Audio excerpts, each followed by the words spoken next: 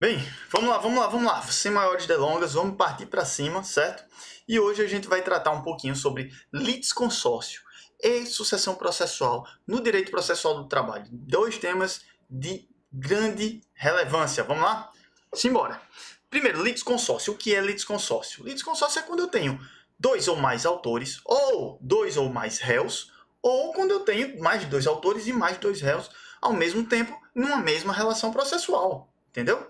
Então vamos lá, vamos dar um exemplo então do que seria o litisconsórcio ativo, quando eu tenho mais de dois trabalhadores. Vamos dar esse exemplo para você fixar, não esquecer de jeito nenhum, porque são conceitos simples, mas são conceitos relevantes dentro do direito. Então vamos lá.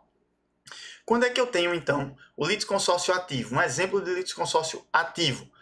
Vamos dizer, dois trabalhadores trabalhando no mesmo ambiente, recebendo os mesmos equipamentos de proteção, o ambiente insalubre, as mesmas condições de trabalho, mas não recebem o adicional de insalubridade. Nessa hipótese, os dois podem ajuizar uma ação trabalhista, uma mesma reclamação trabalhista, os dois juntos, em face da empresa, para cobrar o adicional de insalubridade? Perfeitamente possível. Então, eu tenho aí o litisconsórcio ativo. Vamos ao exemplo do litisconsórcio passivo, então? Imagine uma agência bancária. Quando você vai num banco, você vê que tem lá vigilantes. Esses vigilantes, eles não são contratados diretamente pelo banco. O banco contrata uma empresa de segurança que presta esse serviço de vigilância. Então, veja só, o trabalhador, ele foi contratado por uma empresa de vigilância, que ela presta serviços de vigilância, certo? E esta empresa de vigilância foi contratada pelo banco.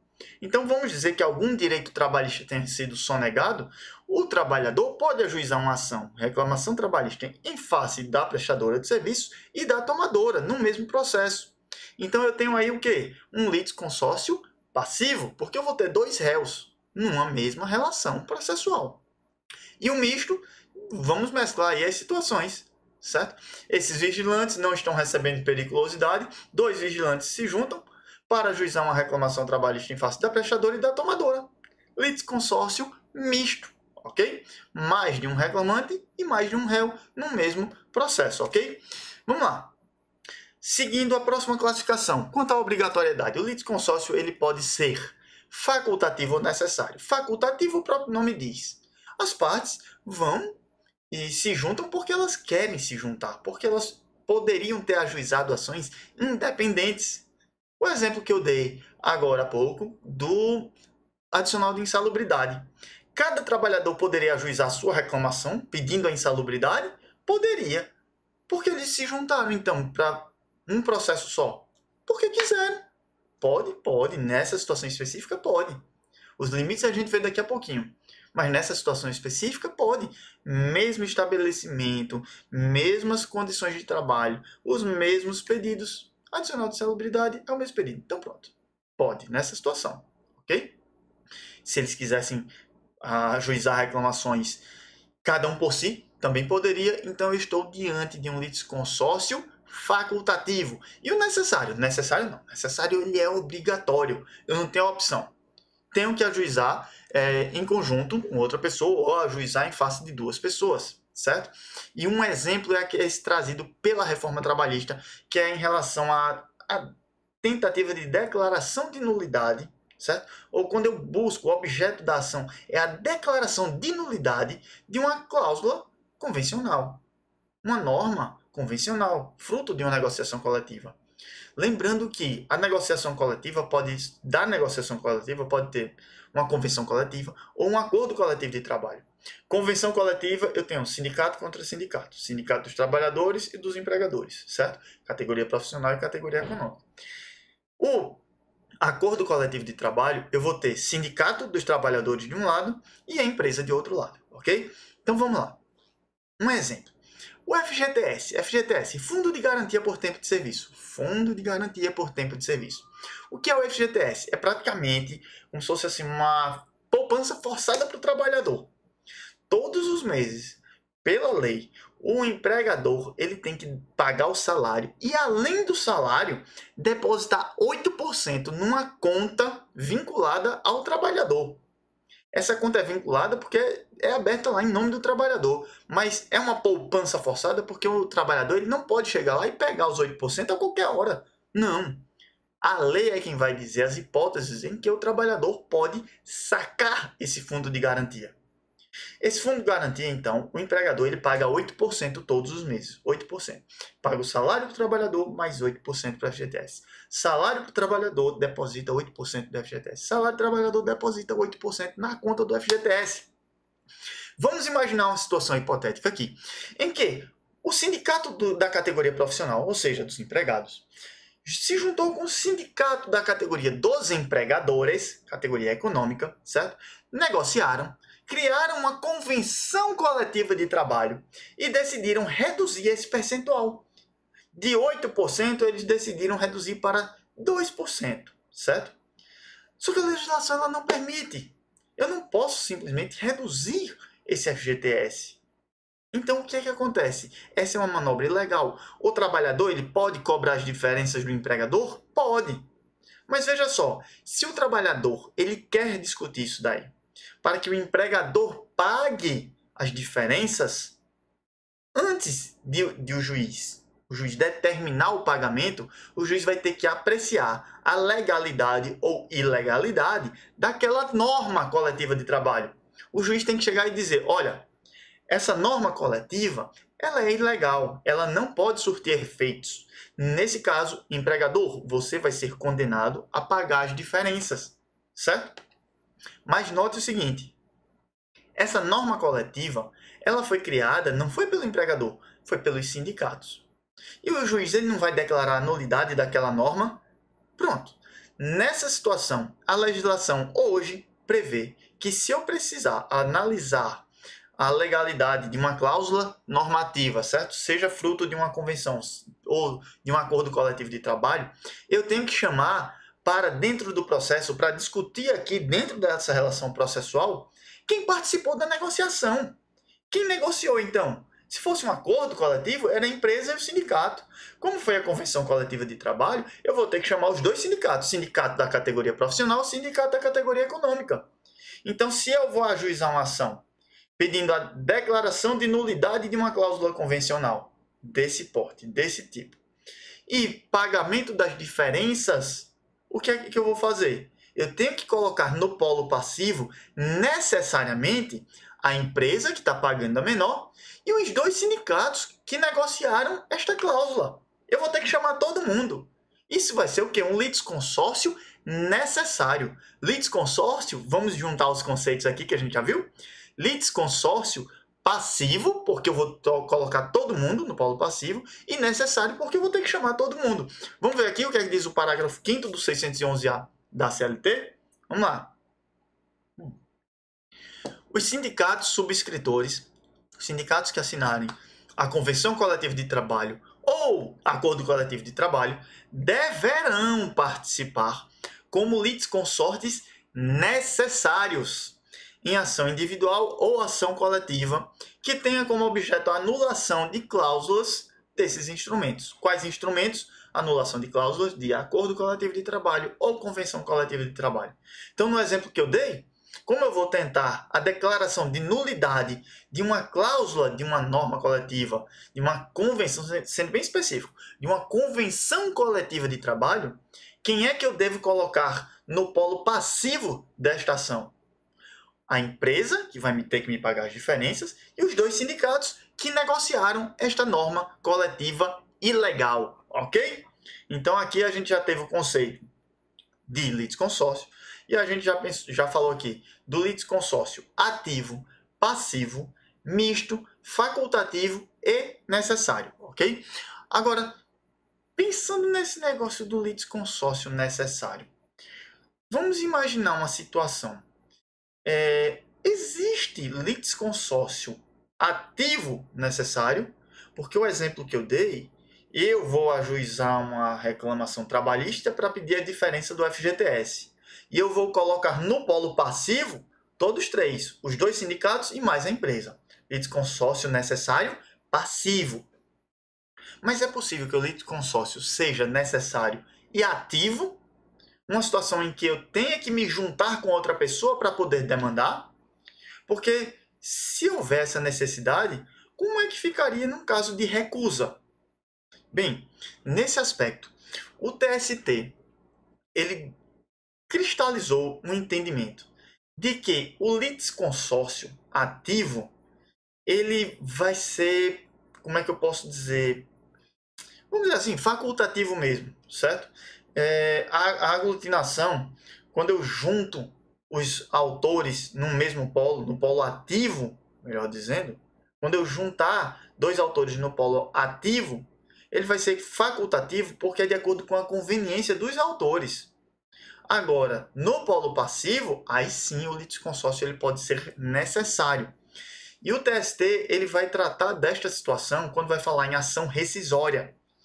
Primeiro, professor, o que danado é ação rescisória? Professor Rodrigo, minha nossa, falou agora de ação rescisória. O que é isso? Bem, a ação rescisória vai acontecer quando eu tiver Vamos dar um exemplo para ficar mais claro, é mais fácil até de explicar. Imagine só que eu tenho uma determinada reclamação, certo? Que ela foi julgada, transitou em julgado, ou seja, não cabe mais recurso nenhum, mas existia aí um vício muito grave. A parte não foi citada, o juiz ele era impedido, enfim, tem uma situação muito grave, certo?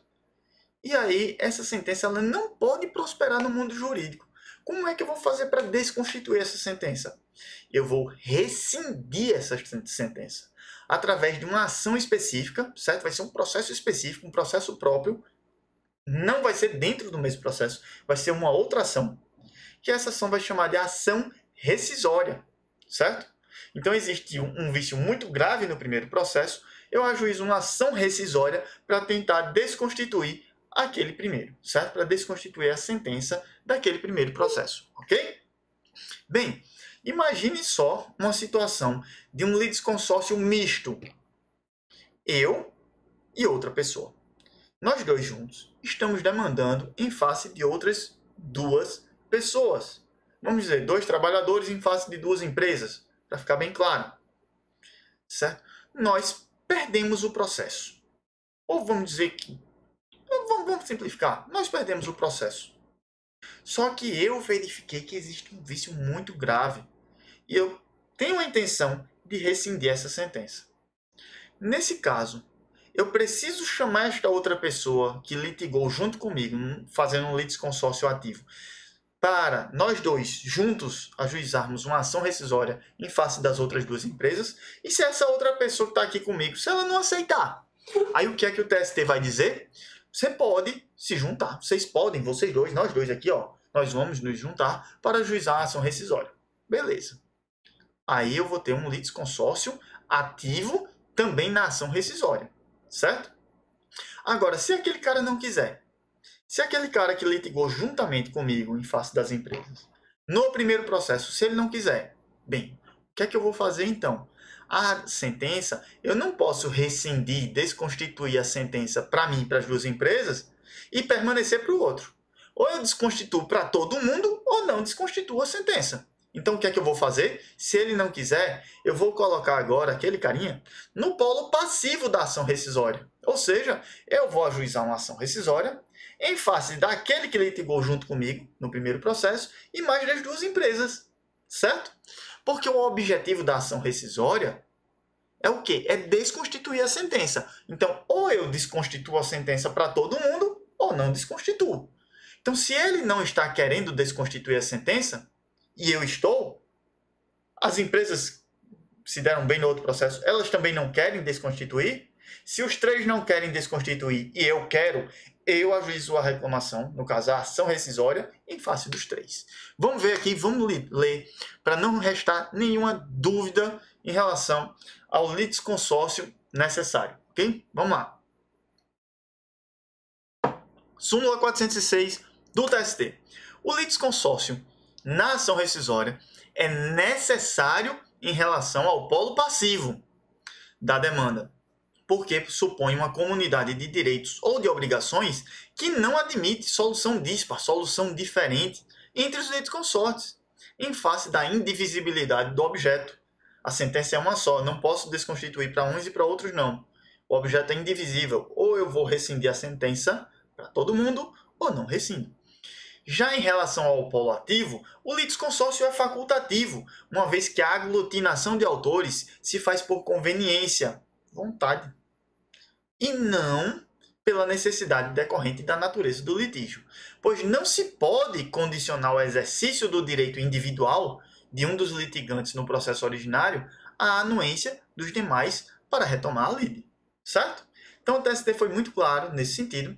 Eu tenho uma ação rescisória, eu posso fazer o litisconsórcio ativo na ação rescisória, certo? Mas vai ser um litisconsórcio ativo facultativo, porque se ele não quiser, eu boto todo mundo como réu e vai ser um litisconsórcio passivo necessário, ok? Bem, essa parte do sindicato substituto processual a gente vê mais adiante quando a gente for falar. Quer saber? Vamos falar logo aqui, ó. Vamos dizer que o sindicato ele esteja atuando como substituto processual. Quando é que eu tenho substituição processual? Quando eu tenho alguém demandando em nome próprio direito alheio. Então eu vou ter o sindicato pleiteando direitos de quem? Dos trabalhadores. Quando o sindicato for para o processo, ele vai falar em nome dele, sindicato. Ele vai dizer, eu, sindicato, localizado no endereço tal, CNPJ número tal. Ó, fazendo aqui a petição inicial. Sindicato, CNPJ tal, com o endereço tal, vem por seu advogado, enfim, assinado, propor a apresentação tal. Pronto, o sindicato ele vai falar em todo o processo em nome próprio. Ele está falando. Agora, ele vai estar representando quem? Os trabalhadores. Se houver uma vitória no processo, quem é que vai ganhar? Os trabalhadores, certo? Então, o sindicato, certo? Como substituto processual, ele está falando em nome próprio, representando o direito alheio. Agora, vamos dizer que numa ação rescisória, certo? Nesse processo, um vício grave, o sindicato ganhou e a empresa agora quer rescindir a sentença. O que é que vai acontecer? A empresa tem que chamar todos os trabalhadores ou o réu na ação rescisória vai ser o sindicato? Vai ser o sindicato, certo? O sindicato não está falando em nome de todo mundo na ação principal? Vai, está falando. Pronto. Ele também vai responder em nome de todos os trabalhadores na ação rescisória, ok? Não precisa a empresa chamar todos os trabalhadores. Basta chamar o sindicato, porque o sindicato já falou em nome dos trabalhadores naquele processo. É daquele processo que eu vou tentar rescindir a sentença? É. Então o sindicato ele vai responder. Olha lá. O sindicato substituto processual e o autor da reclamação trabalhista, em cujos autos foi proferida a decisão rescindenda, o sindicato vai possuir legitimidade para figurar como réu na ação rescisória, sendo descabida a exigência de citação de todos os empregados substituídos, porquanto não existe litisconsórcio passivo necessário nesta situação. Não preciso chamar todos os trabalhadores, só preciso chamar o sindicato, ok? Vamos dando sequência aqui, falando sobre a classificação do litisconsórcio em relação ao resultado. Simples, eu posso ter soluções diferentes para cada um. Unitário tem que ser a mesma decisão para todos. Exemplo de unitário, essa da ação rescisória. A ação rescisória, teve esse aqui que eu falei agora? Pronto. É um tipo de litisconsórcio unitário. Por quê? Ou eu rescindo a sentença para todo mundo, ou eu não rescindo para ninguém. Ou eu desconstituo a sentença para todo mundo, ou não desconstituo para ninguém. Certo? Esse é o litisconsórcio unitário. O resultado tem que ser o mesmo para todo mundo. Agora, deixa eu abaixar até um pouquinho para ficar mais legal. Vamos lá. E o litisconsórcio simples? Eu posso ter soluções diferentes. Vamos ver aquele exemplo lá do adicional de insalubridade. Imagine que um utilizava o equipamento de proteção e o outro não. Que um entrava numa câmara fria pouquíssimas vezes ao dia. Era bem esporádico. E o outro entrava constantemente. Então a solução pode ser diferente para um e para o outro. Então eu vou ter um litisconsórcio simples, ok? Vamos aqui adiante. Inicial e ulterior. O inicial é que o processo já começa com litisconsórcio, o ulterior é que o litisconsórcio se forma posteriormente, certo? Vamos dizer que A ajuiza uma ação em face de B, e aí quando começa o processo eu verifico que C também deveria ser réu no processo. Então eu peço a inclusão, certo? Pode acontecer, pode. Então aí eu tenho um litisconsórcio ulterior. A formação do litisconsórcio ela ocorre, ela é feita no momento posterior, ok? Lembrando que isso aqui é importante, de vez por outra cai em prova, certo? É que no CPC, o CPC vai falar o seguinte, que quando eu tenho no processo físico, certo? Um litisconsórcio com advogados distintos, como eu vou precisar de tempo para um fazer a carga do processo, para ler o processo, estudar o processo e peticionar, depois eu devolver para que o outro possa fazer a carga do processo,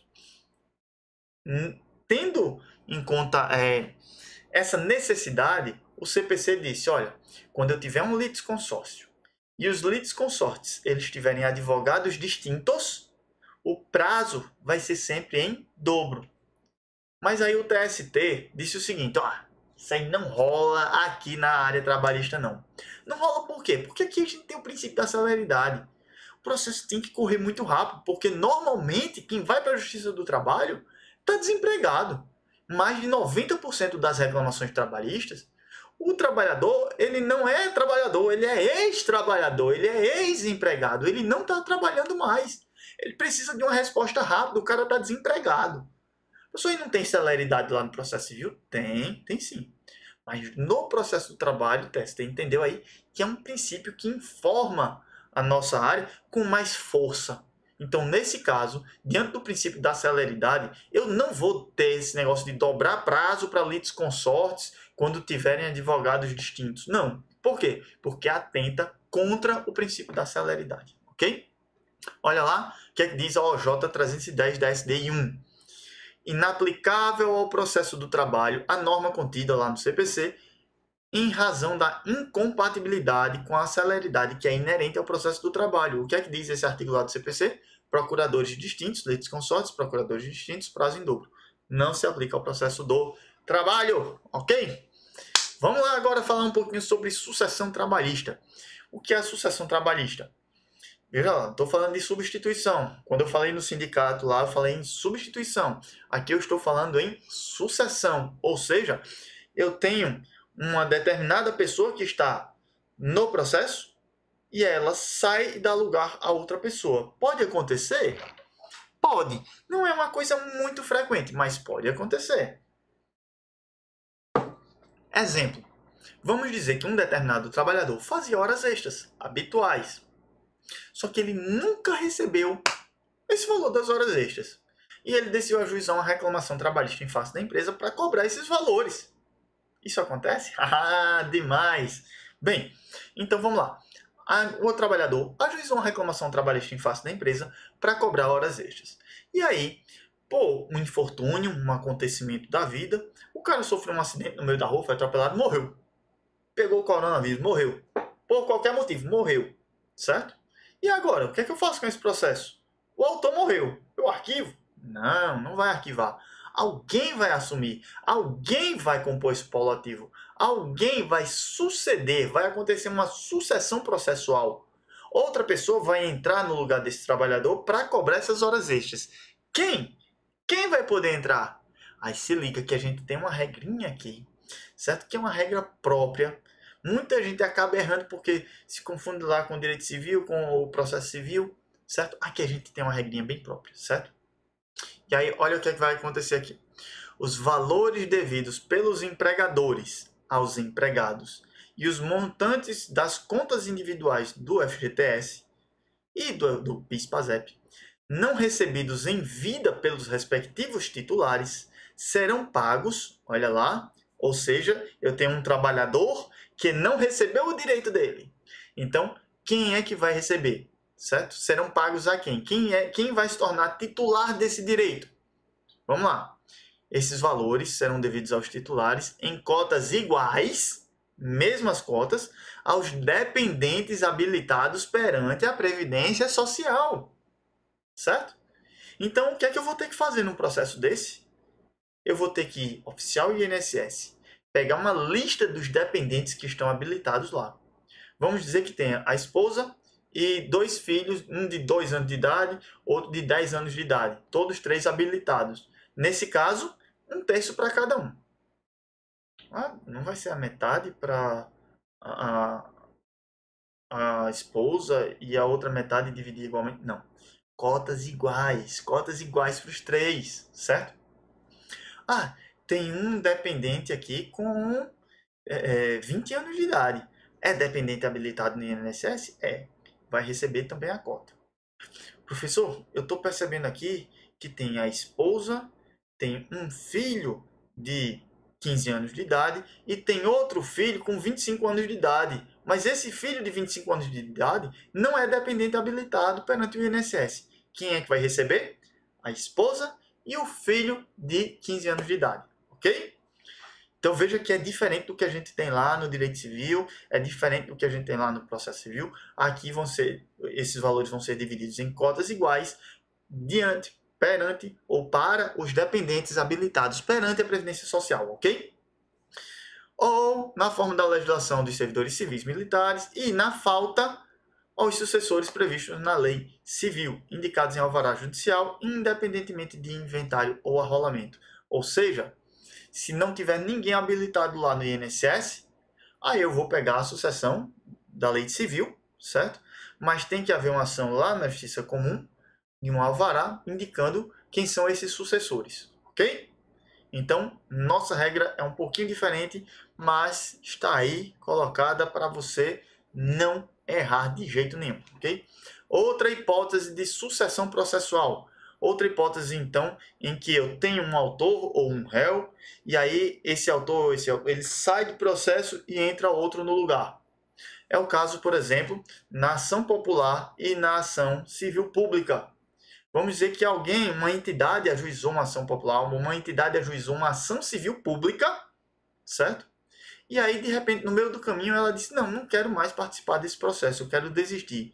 Ela não vai desistir, ela não vai poder desistir, ela pode até sair do processo, mas o Ministério Público assume. E aí, o Ministério Público vai passar a conduzir o processo na figura de autor, parte autora do processo, ok? É uma outra hipótese de sucessão processual. Bem, 2 questõezinhas aqui para a gente fechar com chave de ouro e memorizar esse assunto para você nunca errar uma questão de processo de trabalho daqui. Você vai sair e vai dizer, caramba, eu vi isso daqui com o professor Rodrigo, eu vou detonar. Isso aqui eu sei, eu me lembro que ele explicou, esmiuçou, ele jogou exemplo, ele mostrou. Vai lembrar na prova. Vamos lá. Questão do exame de ordem. Olha só. Reinaldo, Wilma e Teodoro, certo? Eles trabalharam no restaurante Fino Paladar.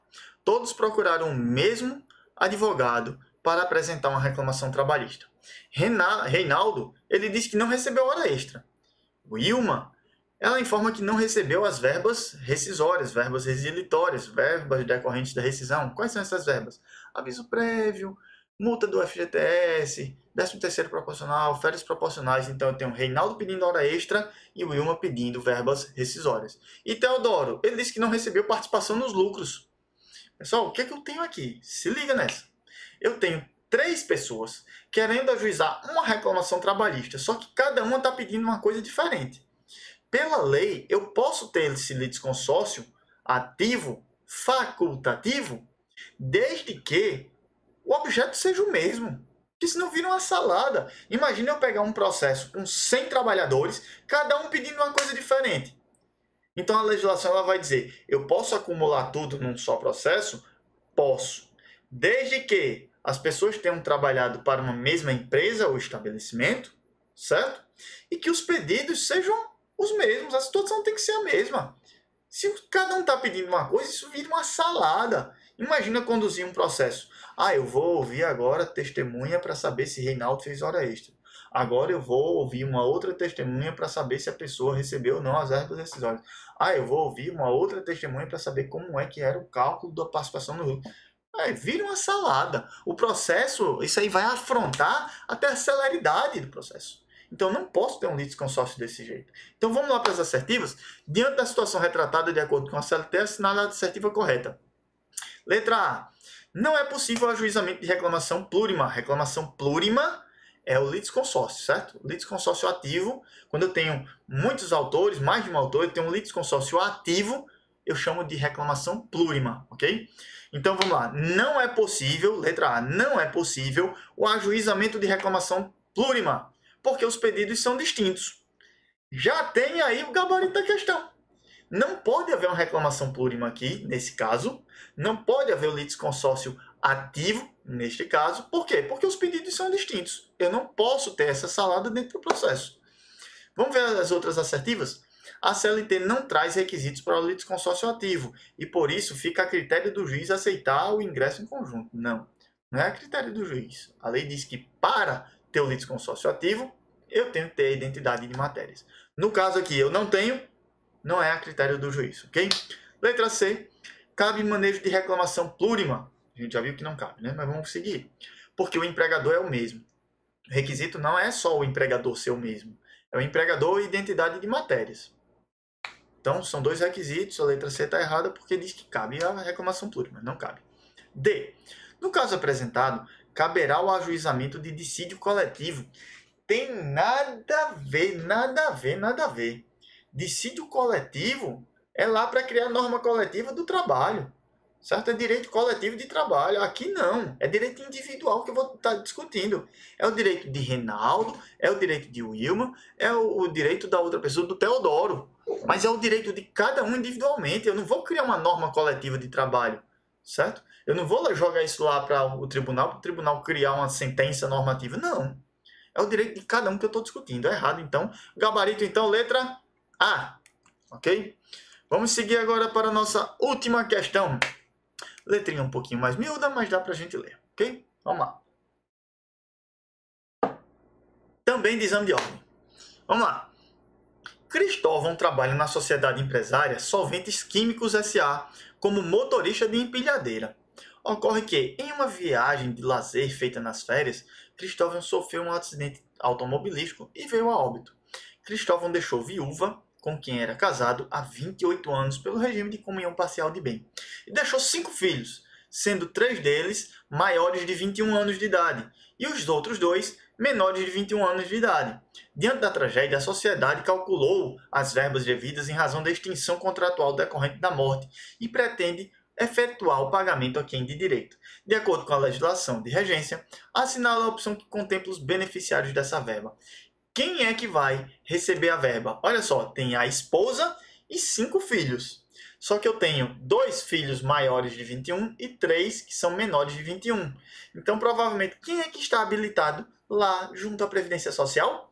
A esposa e os 3 filhos menores. A empresa quer pagar a rescisão, quer pagar as verbas decorrentes do término do contrato, quer pagar direitos decorrentes do contrato, vai ter que dividir em cotas iguais para a viúva e os 3 dependentes que são menores...